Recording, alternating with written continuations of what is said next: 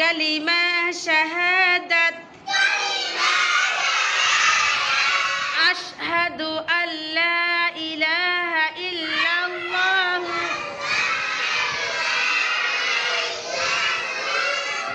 ওয়াহদাহু লা শারীকা লাহু ওয়া আশহাদু আন্না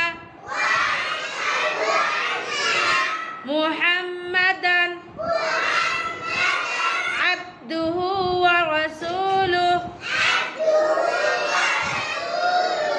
কালিমা শাহাদাতের অর্থ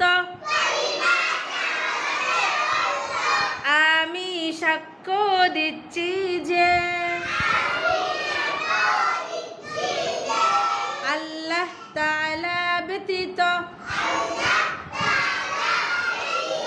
ইবাদতের উপযুক্ত আর কোনো মাবুদ নেই, তিনি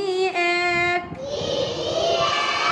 তাহার কোনো শরীক নেই। আমি আরো সাক্ষ্য দিচ্ছি যে